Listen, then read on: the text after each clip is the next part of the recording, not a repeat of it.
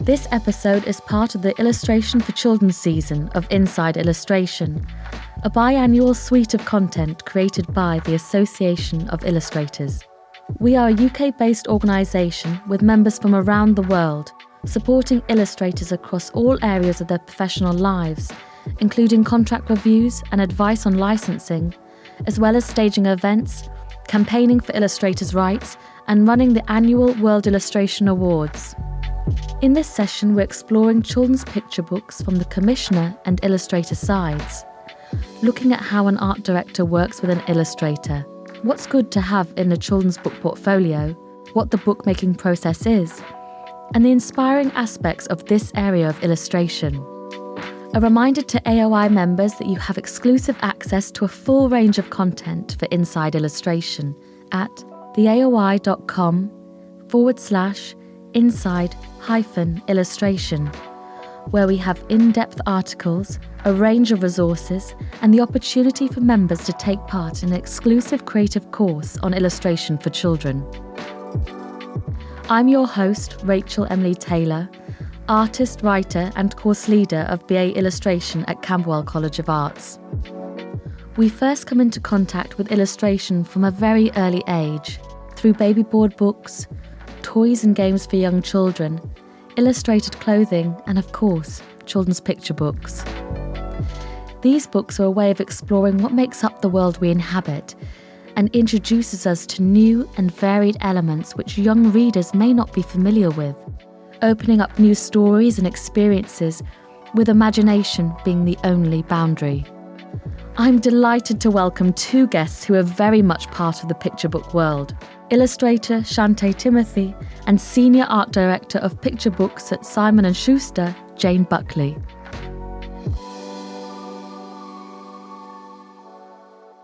Jane, would you like to introduce yourself first? Hi, my name is Jane Buckley and I'm the Senior Art Director of the Picture Book List at Simon & Schuster. And Shante? Hi, my name is Shante Timothy. I'm a children's book illustrator. I've done roughly 9 published books at the moment. I'm best known for Hey You and Daddy Do My Hair, the series. Jane, you've had an impressively extensive career. What did being chosen as Designer of the Year at NIBBY's, the British Book Awards 2021, mean to you? It was absolutely amazing. I think at first, just to be shortlisted, I was absolutely blown away, and I know my team were blown away by that as well, so it was really exciting.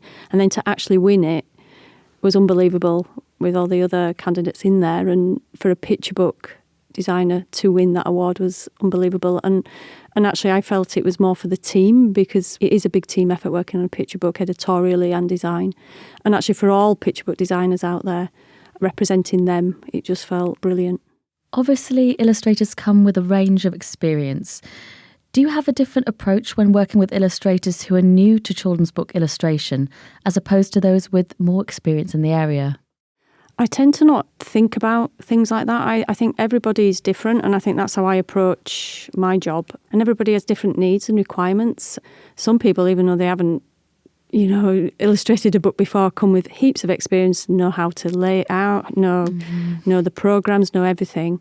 I think illustrators with heaps of experience still need, help and guidance as much as somebody who's just fresh off college, so I think that kind of leads in a little bit what I was going to ask next, because I was interested in, if you were happy to support those illustrators with what might be perceived as less experience and help them through that process if you believe their artwork might have real strength. Oh, definitely. I mean, I absolutely, and anybody who works with me will say the same thing, I absolutely love people who are new to the industry. I cannot think of anything better than guiding them and enjoying that experience with them. Because I think there's so much to learn. It's not just about putting pen to paper. It's about, how does this work on paper? How does it print? What kind of paper do I want to print my artwork on? What looks best? And I love sharing that experience. And Shante will tell me, but there's nothing better than when somebody their first book comes out. It's brilliant. And to both of you, Jane and Shante, clearly this relationship, the relationship between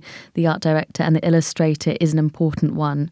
What do you feel is the most important aspect of that? Communication. I think that's the biggest thing. If you're not understanding what each other is talking about, it's going to be hard to do the entire book. One of those things that I found difficult about well, not difficult, interesting is like seeing how many people have their hand in a book. And you kind of just thought, oh, I'd get to draw it, and that's it. There's so many people who are involved and guiding you through it, and we're discussing better ideas and stuff like that. So you have to be able to communicate effectively with your art director as an illustrator. Yeah, it's a real team effort, isn't it? And I say this to anyone really, you know, when you're going into a publishing house for the first time, you have to actually like these people. You have to want to work with them. You have to think, get on. And I think it's all about enjoying that experience. And if somebody's enjoying it, you're going to get the best work, without a doubt. So, Jane, I mean, what would happen if there was a situation when an illustrator was struggling a little bit to capture what you thought was needed for the story? Well, we'd sit down and have a cup of tea and a chat. No, I think if an illustrator is struggling, I think you're all struggling. And I think that's what I go back to the team, because I think it's talking it through. And I think you sometimes need other eyes on a book, regardless, because if you just had your own, you cannot see the wood for the tree sometimes. And I think you need someone to talk it through. And it might be that we've gone down the wrong route. And that could be with a cover or the story or anything. You know, we could have gone down the wrong route. I had it recently with an illustrator, and we sat down and we talked it through and go, what's not working? What are we not getting? And we completely started from scratch. We had an idea and we went with it. And then that was the idea that we followed through. So it's, again, it goes back to communication, but it's just sitting down and talking it through and thinking that, all right, it's not the end of the world. We can sort this, and just trying maybe different avenues that we hadn't thought about. And Shantae, has this happened to you? Feeling a bit like you were struggling? What have you has it been breezing through? Anything like an experience like that? I mean, kind of yes and no. Like, it's one of those things where I've not diagnosed, but I think I've got ADHD, where if you only message me through email, there's things that I will misinterpret. And I think that's the same for a lot of people. It's sometimes better just to have a face-to-face discussion. I need you to talk to me over the phone. Like, as you said, communication. We're chatters, aren't we? We like to chat. I like a good chat. And if I can chat it through, and then sometimes I will say, if I don't agree with something, I'll just express it there. But obviously, it might be how I speak in general. I just think I'm being straightforward, but it might come off a different way. I don't think I've offended anyone, but I'm just saying I think it's one of those things where I've been misunderstood what I meant, and I had to be like, actually, this is what was the problem, and how can we resolve it? Because I think this is how I would approach it if I was going to do it. And then we came to the decision at the end when we actually had a face call. I understand this, not everybody has the time to do that, but it's one of those things where it's how I approach work. I guess when you're talking about ideas, it is sometimes you just need to sit down and communication. Yeah, I think actually going back to that as well, because I prefer to talk things through. Definitely, I might follow up with an email. Yeah, I mean, I do. You know, I have a very funny illustrator I work with who said, "Right, you are my secretary now. Will you please mark this up for me so I know what we've just spoken about?" And I'm like, "Yeah, fine." But yeah, I think it's really important to have that personal touch really with each other. Yeah. And leading on from that, how does, say, emotion come to play in images for children's books? What is required of the illustration and design in addition to the words? So I think that's one of the key things, trying to communicate in their emotion. What do you think? I think you put a lot of your experiences into a picture book anyway, because you're drawing from that. That's the only place I can draw from. So you are going to be quite emotional with whatever image or story that you have. Like, every book I have is my child in some way. I've drawn from something that has happened in life or I've seen to make the image. It's one of those things. I think it's quite emotional, and it's also one of those things where you get feedback. You're like, you told me it looks really bad, and I'm like, okay, fine. But they haven't said it in such a negative way. But they've said, like, you could just adjust it this way, and you're like, I apologise, Shantae. No, I haven't. I would never. No, but it's one of those things I understand where everyone wants it to be as great as possible, and so there's going to be things where people see that you don't see. When coming together on a book, people will see different things that you haven't grasped, and they have more experience in the industry. For me, as an example, because I've only been doing this for 2 and a bit years, so they know what will work for the audience that it's meant for. Yeah. I think one of the loveliest moments I will always remember working with Shantae actually is how she incorporated her granddad into, I don't mind me saying Shantae because it was quite emotional, but it was beautiful because I think you brought that real raw emotion to a book, and I'll never forget that because I thought it was just absolutely stunning.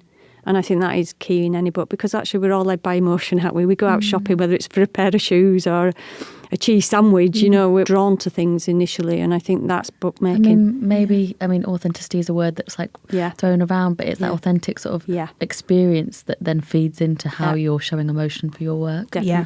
And I think people really enjoy that aspect of it, because it's one of those things, and I won't get into the nitty gritty, but it was such a cathartic thing to actually put my granddad in the book, and then having the experience of like redrawing his shop, even though it closed down after he passed away and everything like that. So it was just, there's a lot of emotion in that book. That's my child. That book is definitely.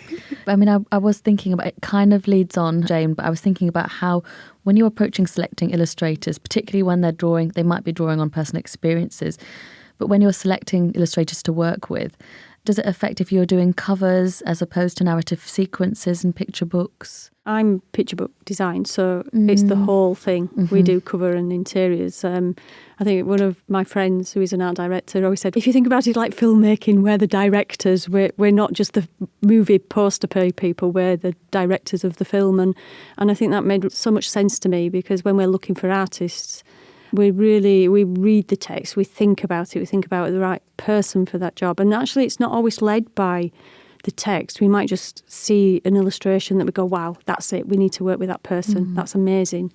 Because it's, again, led by emotion. There's something in that that's connecting to us. And is there specific content illustrators should include in their portfolios when you're considering them for commissions? Say, is there anything figurative or conceptual images? Or Well, I mean, it is standard people, animals. You know, you can't get away from that in picture books.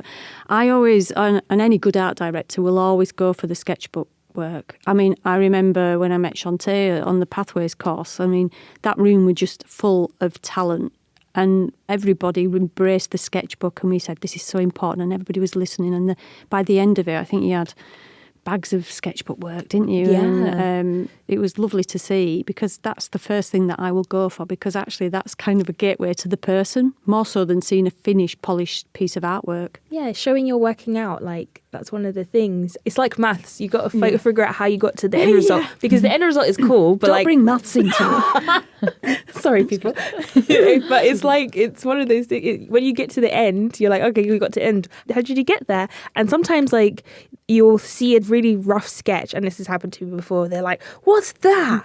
What's this person's story? And then you have to, like, I don't actually know, just you do this one thing, and it's got a story that will probably develop from it in some way. So in your portfolio, you often include roughs, or is it more finished work? I mean, I should follow my own advice, but in my website, I do have a section that is just about my sketchbook, and so I've dumped a lot of sketchbook work into that, and then the rest is final projects and everything else. But I do advise, if you ever have a portfolio review, or if you get to actually go and speak to an art director, to bring your sketchbook, because that's one of the things that you have to do in university as well. So why would you stop?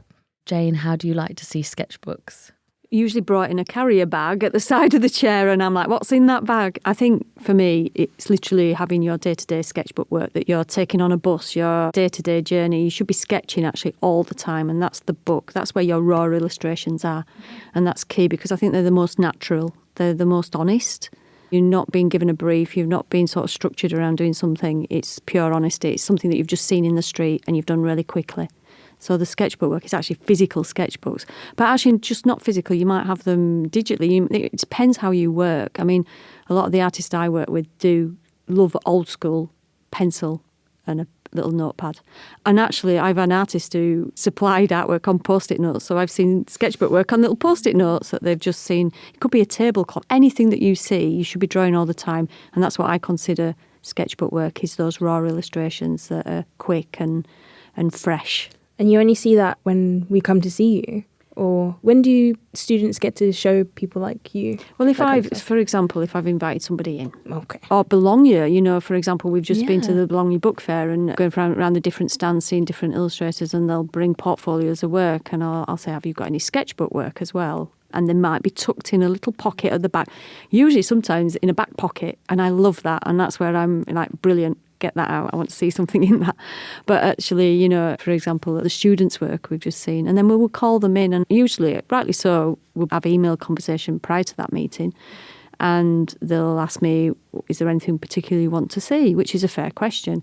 And I'll always say, and also aside from that, I want to see, if you've got any sketchbook work. And it's not the end of the world if you don't have a sketchbook, but I would advise that you do that, because I'm an art director, I still have a sketchbook, I'm still sketching, and they might not be as up to Shantae's standard, but I'm a sketcher, that's what I do. I think you sort of get an idea from that it's those raw illustrations that I love to see. Yeah.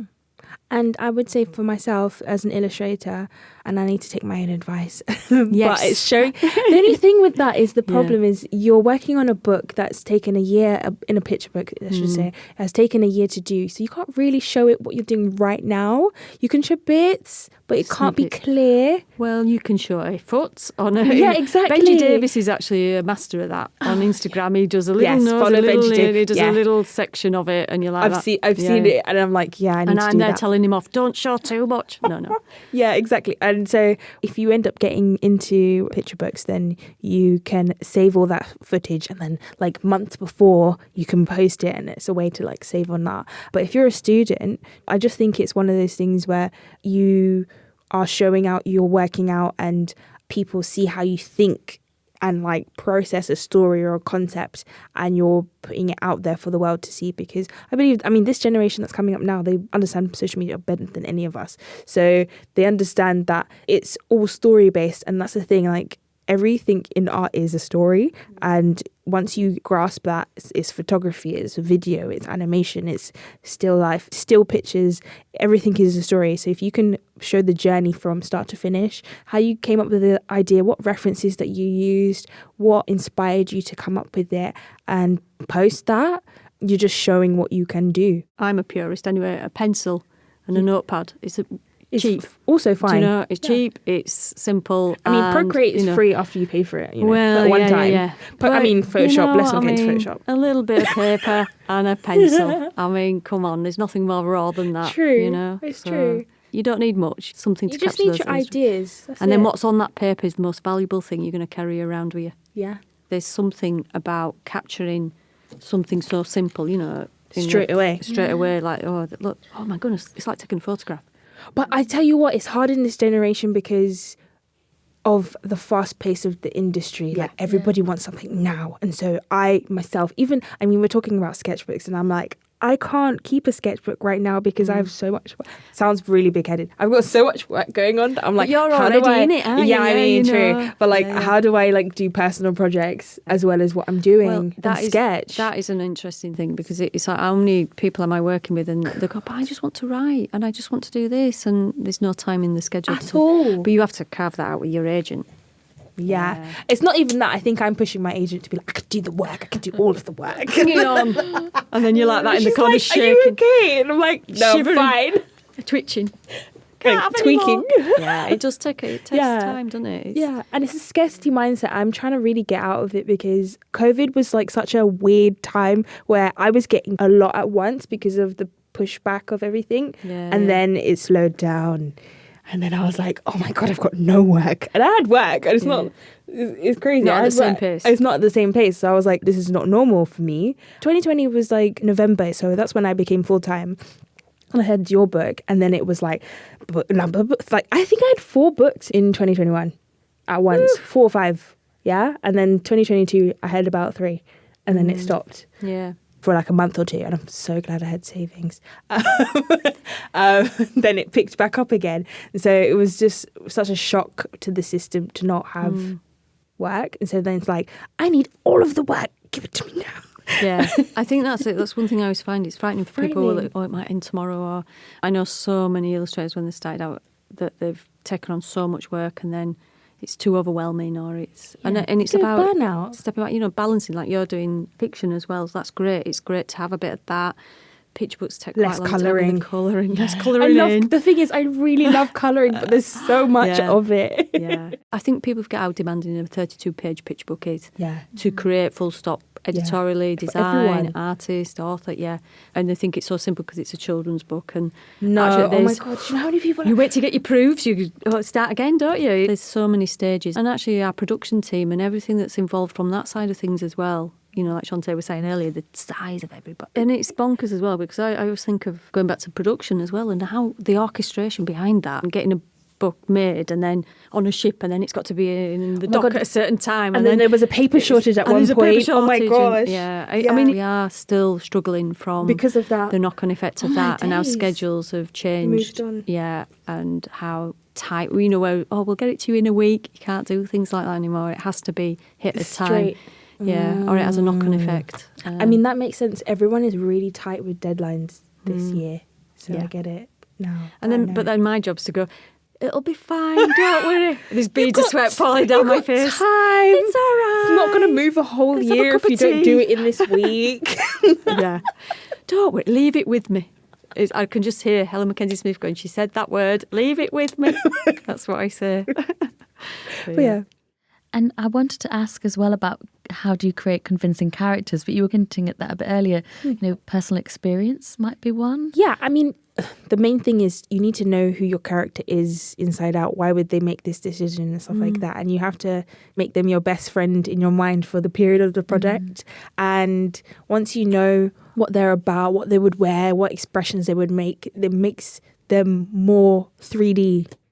And did you crack that when you were studying on the Pathways programme? For sure. I think if I didn't do Pathways, I think it would have taken me a little bit longer to get to that point. I think that was the acting part of it, wasn't it, Yes. Shantae? Do you not think? Yes. The role playing that we all had to do on the Pathways. No, it was a good laugh, wasn't it? It was a good laugh. That was fun. Tell me a bit more about that, the role play. Well, I was lucky enough to do Pathways with Sarah Ogilvie. I think we might have had the last live session. Yeah, before COVID. Yeah, It didn't feel Nottingham. like it. Yeah. And for our listeners as well, because people listening in might not know what Pathways is as well too. I mean, I'm just thinking, but if you could explain a little bit about that as well as the role Shantae, play. yeah, go on. So Pathways, I joined the pilot program. So it was between 2020 to 2021. And it's a 2-year course. You get to speak with the top publishers of the UK, and we got to work with the universities as well. Even during COVID, unfortunately, we couldn't use everyone's spaces, which was offered, but of course we got to speak to lecturers, and when we did have outside of COVID, we got to use their facilities. Like Nottingham was the last one that we actually got to go to, and we got to see how they did their risographs, for example. It's one of those things where it's not a certificate accreditation course, but you get to get live briefs and you actually work with people like Jane and stuff like that on actual briefs and get feedback. Yeah. And get feedback on what should be industry standard in the time that is now. Because one of those things, if you work with university, they have a set range of what they know works for the industry and then not necessarily what's working right now. As an example, Scholastic told us that they don't like green covers. Really? What? They don't like green covers, and so that's something I didn't think about. For them, it doesn't work for, and at the time, it might have changed now. It doesn't sell for them as a colour. Oh, I love a green. Yeah, I love the green. I suppose it's one thing for one kind of Rock and commissioner, roll. might not be the same for another. Yeah, Yeah. No, I mean, what works, eh? yeah. So your picture book, Daddy Do My Hair, is Yes. just out. That's also about a father and daughter relationship, correct? So there's 2 in a series. So the first one is Daddy Do My Hair Best Twist, which is a father-daughter relationship. And the one that's out now is Daddy Do My Hair Deji's Haircut. And that's one I got to add my granddad in. So when you see G, that's my granddad. And it looks like him as well. Take great pride in that. But that's the book that's out. And that was really fun to work on. I honestly needed it in the time because, as I said briefly, that my granddad passed away during that second book. He knows that he's in it at least, so he was excited to be in a book. But I got to do this wacky adventure with the father and son, and I love to draw expressions, and I can't wait for everyone to look at it properly. Do you know, and what's lovely about that as well is that because obviously we know Shantae's story, so we, in certain meetings, my publisher Helen Mackenzie Smith will present Shantae's title, and she's telling that story about G. Nice. That's nice. And how she's telling it is really emotional, and I can feel Helen is feeling that as well. So I that's think good. it really does pass down. You And know. Shantae, what drew you to work on children's books? Was it telling these personal stories? Is that what drew you to, to Yeah, I work in guess this so. area? I like narrative art, and for me, when I left university, I wanted to be in editorial illustration, which is very narrative and conceptual, but very hard to get into. And I struggled to do it while trying to make a living. And so I was like an office manager while trying to be an editorial illustrator. I wasn't getting too far. I ended up getting a children's book from America. So no one in the UK gave me a chance first. No. Not fool them. And so I ended up doing a book called A Black Woman Did That, and it now has 43 people in it. But I got to experience actually making art, and it was the first time I'm like, this is really fun. Like, I get to draw and express the person's life, because it was about an actual living person. I had the name and what they did, and I had to express what they had done in their life, and trying to tell what they did in one image was like so new to me that I was like, I need to do this again. How do I do this in another way? And so I ended up finding pathways, because I was on a Macmillan panel with Dapper Adiola. It's a weird journey. And then I found out about pathways because they were suggesting to a group of people that they should join this new course that is happening. And because of that, I was like, I should do this. I quit my job and was like, I'm going to get this course. And then I actually got this course, and I did it for the 2 years. And actually doing that, I got to develop my characters, because before that I couldn't really draw children. I could draw adults, but I wasn't very confident in a child's form. And so now that's all I draw, and it's great. And look at you now. Look at me now. Kids everywhere. Do both of you do you look for trends in children's books when you're working? I suppose, I got asked that question about belonging. Are there any certain trends? I think there's a lot of graphic novels coming out at the moment. I mean, we're picture books. But I think to say trends, it's a tricky one. It's not like fashion, is it? It's not, no. And I think for me, it's all about if somebody's showing that connection. You kind of got, right, we want an emotional story, we want a story about this, we want a funny book. You want somebody who can really express those emotions really, really well. Am I allowed to advertise a book? But I will. It's called Parents, and it's Sarah Ogilvie and Peter Bentley. But it really does show individual characters in that book and how to express movement actually with kids, and how kids move and over-exaggerate things. And I think it's just a brilliant book. I call it like a Bible of poses for future illustrators. Oh, cool. Yeah, you get that. I'll get you that. I'll get you that one. You're all right, Shantae. Yeah, perfect. Okay. Right. And Jane and Shantae, could you both talk me through the process of illustrating a children's book? So do you receive the text, and what happens next, and what happens with the layout? Like, could you talk me through the step-by-step process? Wow. Well, before it even gets to Shantae, I suppose. I mean, it's like I said earlier, sometimes you might find an illustrator first, and then a text comes into play, or we look for a text. But usually Helen will get a text in and share it with me initially. God, what do you think? We have to go to acquisitions, and it has to, we have to have numbers behind it. Like Shantae said, it's a big team, and you need the numbers behind. There's a lot of money going into these books, the boring side of things, but necessary. So it has to work for Simon & Schuster. But initially, this text is coming in, Helen will get excited, and I'll go, yeah, this is really, really good. And then it goes from there. And then initially, we'll both sit there, and illustrators will come across in our head that we've seen. Especially now, we're fresh off a book fair, Bologna Book Fair, and we've seen so many people, and the pathways cost so much talent coming through on that, and you conjure up ideas, and you have clear thoughts of what illustrators you want to work with, and then from that, the text, we've got it all signed off, and it comes on a Word doc to me or in an email, and then usually I'll probably say we've signed Shantae up, I'll send her the text first in a Word doc actually, so she's not persuaded before she started, and then I'll lay it to page, and then we'll have a chat, but nothing's set in stone. It's always a conversation going on, because then Shantae might come to me and go, well, actually, Jane, I'd like to illustrate this bit. There's a better page turn going to happen there, and we'll restructure things to work around that. It's a development phase, really. I think it worked out slightly different with this one. The first two books that we did, because I'd done an image of a girl walking through a house, and they were like, this is it, this is how you would do it. Yeah. And so it was like, this is what we want, and then we kind of talked about it through video call. Like I said, it's the best way to communicate. Was that the Daddy Do My Hair yes, series? that was the first one. So Daddy Do My Hair, Beth's Twist. I spoke about it. I remember that you had that gorgeous little image, and we went, that one, that one, please. It's like, you want it to look like that. So I was like, okay. And because we had that, I think it was easier to put it together, and we talked about the text and what it was over a video call. And then from what I remember now, because this is a while, books take quite a while to make. Picture books, yeah. Picture books take quite a while to make. And I was given out the layout as if it was a standalone book, and you are given it like that sometimes and not often. It depends on type of book, but I was given like where page turns would be and stuff like that. And I don't think I made any suggestions about changing loved it. I actually did like how it was separated out. Yes, I did. winning at life. Right, so it was set out like that. And what I do is for picture books, I blow it up and put it on like a one board so that I can see as if it's an animation, and then I sketch everything on top of it, and if it's something is missing on one page, I'll just move on to the next one until it comes back to me.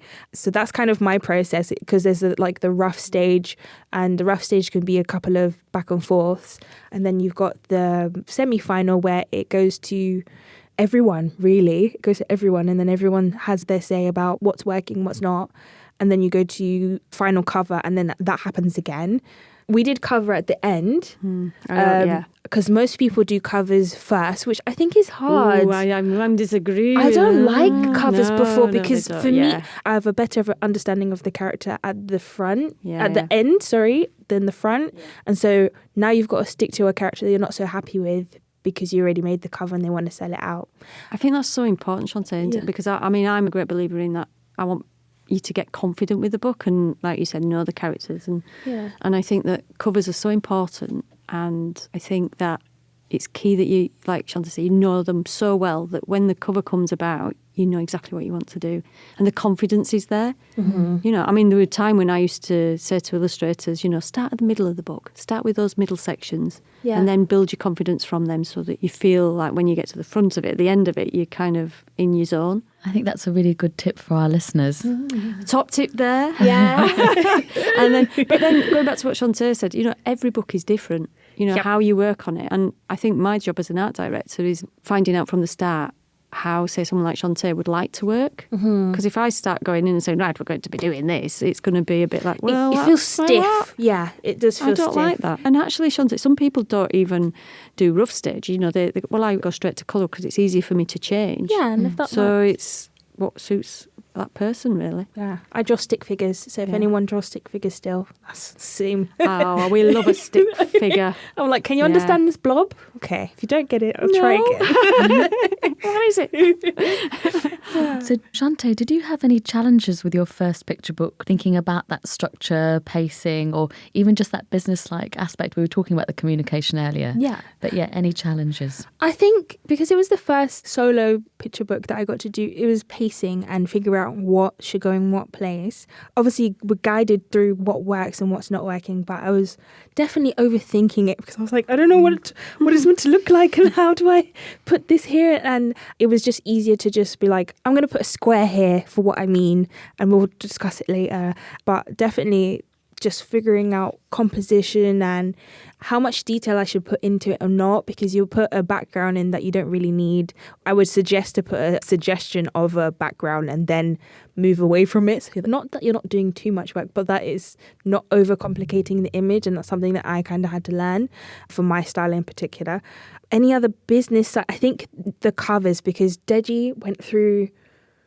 I feel so sorry for Emily. There was so many. She's fine. There was so many cover design rebriefs, and it was like changing the colour slightly and changing where the text is going to be. And because it's a series, it has to look similar to the first one, and not realising like how much. Yeah, but different. So not realising what was going into the selling aspect of the book, because you really do judge a book by its cover. Like everyone, that saying is such pants, because there's so much that goes into it. And like, I understand for this book that's out now is yellow, and yellow sells, is what I've been told. Well, over there you pathways. Go, then. Is that the trend at the moment? I have no idea. Oh, trends. I don't know. I don't think. I mean, or do you think it's? I'd have to ask other people if there's like sort of trends, but I don't think. I think you know when it works. I probably go against that in that I think I've worked in this industry a long time, and I know what's what. But I think actually when you present something that generally works, nobody will even be looking at the background colour. They won't be assessing the little finer details. They'll be looking at it and going, wow, that's brilliant. spot on. And Shante, you won Best Children's Book Award at the British Book Awards. Did that impact your attitude to your work? Yes. I mean, that was... She wears a crown now. I wish. I wear a tiara. And I got to share it with a community of people, which was really cool. We won a book with Dapo Adiolo's book, Hey You. And that's I think 19 people, including myself and Dapo and everyone else. So getting on stage, it wasn't so scary because I didn't realise it's book Oscars. Like, no one tells you. But it did definitely give me the confidence to be like, oh, I could do this, but I really want one for myself. Is that selfish? I really want my own. In time. We'll work on that I one. love that I have it's kind of amazing, like in the first year or 2 years of my career, I actually get an award. So it's like, I can do this. That's brilliant. I'm going to be great. So yeah. Sounds like definitely empowering. Yeah, definitely. Not a big head or anything.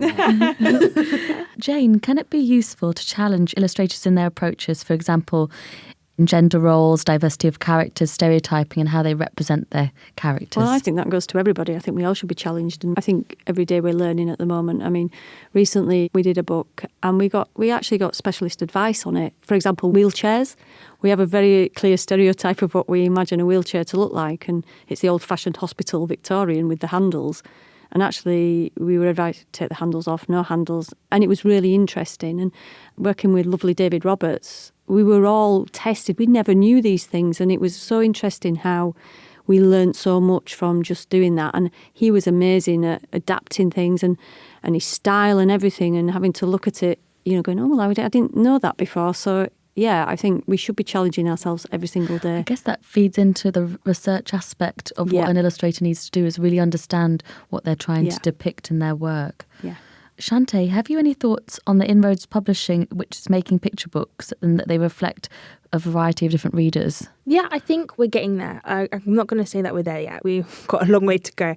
Considering what was it, in 2017 now, the review from the Books Trust to say how many children of colour or disability or anything else, it was such a low percentage. I think, for example, POC was like 3% at the time, and then it was like white children and animals, and it was like, okay, I get white animals because there's sometimes you want all kids to relate to the same idea, but then also we would like more diversity and more representation within the industry, and it's improving, but we're also getting a little bit lazy because I can't tell you how many times I've been asked to do a Windrush book, and there's quite a few out there. So if we could try and move away from the sort of stereotype topics that we're doing and like figure out, like, I'd just love to just draw a kid for the sake of drawing a kid. Like, it doesn't have to do anything to do, for me, it should nothing to do with their race. It shouldn't be the main topic, but it should just be an addition to their character. I guess children, when they're reading these books, want to see someone that they might identify with. So it's it's making sure that we're responding to the whole wide audience. Yeah, definitely. So, I mean, to both of you, this is something, because I work as an educator in illustration, but often when I'm working with my students, I say, test your ideas on an audience. So do either of you seek test reactions at rough stage from children? Oh, I wish I had children around me to do that. We'll find you some. I don't have it. And I mean, any person that I know who has a child is abroad, so I can't be like, hey, can you? Aww. I'd love to show kids. I do have little cousins, and when I actually have books, they've all taken them from me and have them signed. So they only get to see the final product, but I'd love to see more feedback from a kid. I remember when I first showed my baby cousins, they're like 15 now. And when I first started drawing, they would be like, oh, this looks bad. Oh, this person's eyes, I don't like that. So best critics. I'll tell you what, they're the harshest critics, and we test on pretty much every stage. We'll grab any kid that's within, in the office, people who work there, their children are used quite a lot actually. But I think it's one of the top tips I would say is read it to a child, because there's books there that I think, I desperately want this child to love this book, and they look at you and they think, why are you showing me that? And they just walk off, and you're like in tears going, no, I've worked so hard on that. And then a child then will surprise you with a different book, something else that they've gone, wow, this is the most amazing thing, and they're laughing at something that you think, really? I wouldn't have even noticed that. So kids are the best test, and they're the one thing that I would say, make sure you get your texts particularly read to them, and the illustrations as well. Go to libraries and Go to libraries. What's it called? Don't just randomly go no, to don't a go child up to a centre. kid. No. That's You not- can that's do not readings. allowed. You can do readings at a library if you ask your local librarian, as an example, and read there as well. Yeah, please. that's a really good point, actually. Yeah. If you're involved in your local community, I think Yeah. that's a good way of getting kids to read the books. Jane, when you're sourcing new illustrators, are there certain places you find most useful? So do you look at their website, social media? Oh, yeah. I'm nosy. Nosy Parkers is what we are, really. I think I look at everything and everything. I mean, Instagram is brilliant. And also, I think it's daunting to a lot of new illustrators as well, because Instagram's massive. But actually within those communities, think about, well, actually, I am a picture book illustrator. So look at the community of picture book illustrators, and whittle it down to that. And actually the recent Pathways course, one bit of advice I was saying is create a community within this group now. Mm-hmm. Because that group will transfer onto Instagram, and you'll find that you're a support network for each other. Yeah. And I was thinking as well, our direct emails from illustrators with links to their sites, is that useful for you? I'm not sure it's useful for them sometimes, because we have a lot of emails every day, and I think sometimes you are playing a waiting game. I'm not saying there's anything wrong with that, because I've had stuff sent to me and gone, wow, that's amazing, brilliant. I'll jump at it. But, it can work, but also it can work against you, because it's a real confidence knock when you're not getting an email back. Yeah. And I think that's quite a shame, because I think that it's not necessarily that you're rubbish, it's necessarily that you're just not right at that particular time for that publishing house or that project. And Shante, looking at the business side as a freelancer, do you discuss with your agent who might be the right publishers for you? So off the back of that, who is the right publisher for you? Do you have that discussion? I'm being held at hostage here. No, you're not. I'm joking. Safe space. Nobody's listening. Sorry. So when in the beginning of having my agent Lydia, we discussed my wish list of people that I'd love to work with. Simon Schuster was on it, so you know, I'm not lying. It was actually on it. Fiverr later. So I had a list of people that I'd love to work with at some point in the industry, and before I even had an agent, I had sent oh my gosh, because it was 2020, it feels weird, but because it's 2020 vision, I see us working together, and now it feels a bit of a bad omen with having the postcard. But I sent it to everybody that I wanted to work with, regardless if they've got it or not. But there's no one that I can be absolutely, definitely this, because I'm as long as you have a great story, I'd love to work on it.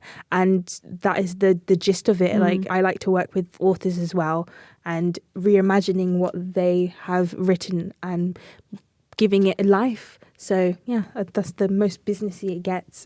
Have you thought, it's a question from here, have you thought about writing your own text? I've always thought about writing my own. It takes a while. Is there not a story in there, Shante? There is a story bring in out there. in you. Come on. I'm trying. We'll get there. We will get there for sure. And to both of you, picture books tend to have these big contracts attached to them. Shante, do you and your agent read through any before you sign them? Yeah. I hope so.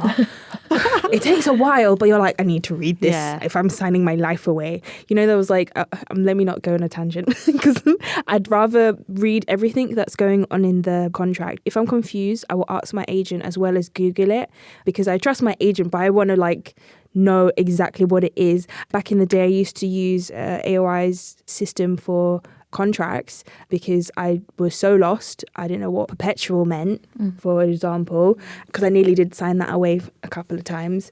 And I got to learn what is right for me and what is fair for the company as well, that way. And it's really important as well, if you don't have an agent as well, you've got I know it's a contract from the company, but also, you've got a good publisher, editor who you work with as well, who should be there to help you, guide you through those things. And that's the thing that I try to break down, is that us and them attitude in what we're doing. We're creating beautiful children's books, and we want to be friendly. We want to have that lovely communication. And actually, my publisher's fantastic. And she gives so much good advice. You talk illustrators through when they're at contract stage, you help them. I am there literally to give advice and to help a person through anything. That's my job. My job's to not be against a person, but to work with them and help them. And I guess flagging for anyone like listening in that the AOI does offer contract review service. So which is great. Which is brilliant. Things like that are open.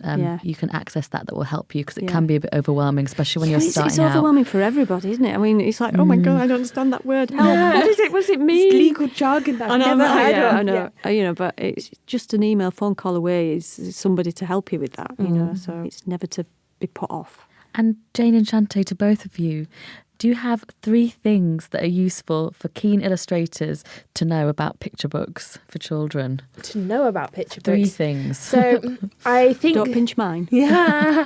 I think the best thing to do, if you're trying to get into the whole industry, is to show you're working out, as we said, sketchbook. That was one of my things. Fake it till you make it. Make a fake book. Just make a fake book, or like not the whole entire book. No one expects you to make an entire book, even if you're pitching it. But like make at least a few spreads for it. Pick a poem that is public. I don't know, Romeo and Juliet, and like make it into animals or something that you can relate to, and make a fake giving book. your ideas away there now, eh? There you go. I mean, that could be something. And 2 bunny rabbits. Right. Beautiful. Yeah, exactly. That'd be cute. So if you really have something like that, you can riff off someone else's story to show that you can do it. And the last thing I could think of was to try and market yourself as much as you can. It's hard. Social media is hard. Even I struggle with it. But showing you're working out online will build an audience for you, because people will like to see the journey. And that's part of the story of it all. So, yeah, that's my 3 things. I had 4, but I'm going to... Go for your 4. I think that... Well, one of my key things is that... Yeah. We're here all night. No, I think the key thing that I always think is that you're not on your own. Mm-hmm. And I think it's breaking down that barrier of feeling that you come to it and you're like, it's scary, it's daunting. But actually, once you walk through those doors of a publishing house, realise that it's a team behind it. And when, like you said earlier, you know, when things do go wrong, it's not you're not going wrong, it's the book, it's the team around you that there's something not quite working. And so there's an author involved, there's an editor, publisher involved, there's the art director involved. It's a small group and it should be like that, and it's a team effort. And I think secondly, a lot of people ask me about the rejection side of things and how to cope with that. And actually it's turning it around in your head of it's not rejection, just that your art at that particular moment is not right for that text, and that's as simple as you'll go to another publishing house the next day and suddenly it'll be the most perfect thing. And it's being patient with that and just trying your hardest to not take it so personally. And I know that's easier said than done, because I take things personally, everybody takes things personally, but it's just realising that, you know, keep trying and never give up and have fun. Yes, that's the main thing. We're doing children's books. Have fun. It is fun. And it was interesting. I was working with Sarah Ogilvie at the weekend, and she was illustrating at the time. So she was always drawing. And she was drawing and she was laughing at her own artwork. And I think if you're laughing at your own artwork, it's sold. It's done. There you go. Say no more. You can tell a story of one of them. Yeah, exactly. Yeah. And she's chuckling at her own work. So I think that sums it up. And if you're laughing at your own work, it's a really good sign. If you're feeling a tear in your eye, that's what counts. That's what matters. And I know we're wrapping up, but I just wanted to ask as well, you know, we're talking about this making process and that the book being made, but what about both of your involvement after the book comes out, when it's on the shelf? You've got to tell people about that book, for sure. You've got to go to schools, do book readings. If you can, do workshops, and it doesn't stop. You continue on doing that. I myself would love to do more book readings and things like that. And you have to go into schools and explain to them, this is the book that I've got. Can I do a workshop on it or a draw along with it and stuff like that? And you've got to be on social media and Twitter and Instagram and now TikTok. TikTok. I'm trying. I'm trying with TikTok. And explaining it to other illustrators as well, because they might want to understand how you got from point A to B with the book. And going in a bookshop and going into a book and signing it. And bringing it to the front of all those other books out yes, there. I have We've done all that. done that. We've all done that. Yeah, we've all done that. Walked past a bookshop when I'm waiting for someone and just went, switch around the books. It's good when you get your family to do it as well. I mean, that's all right. I need to get my family tell me that they see the northern books. Side. Yeah, get into them bookshops up there. Sorry, Bradford Waterstones. Yeah, it is. Isn't it? It's all about the promotion afterwards, and actually we're really into Instagram takeovers as well, which is always a really good thing to do. And just keep talking about it. But like for us in the UK, 3 months before that book comes out, when the marketing side of things already kicked in. Yeah. So I mean, I'm still talking about a book that I finished drawing it in 2018, but it came out in 2020. I'm still talking about it. So you have to continue telling people, like, these are the books that I've done and you should buy them for sure. Even if I have no royalties, I would like you to see it and look at them and enjoy them. So. Yeah. You want the shelf life to be as long as possible. Yeah. Yeah.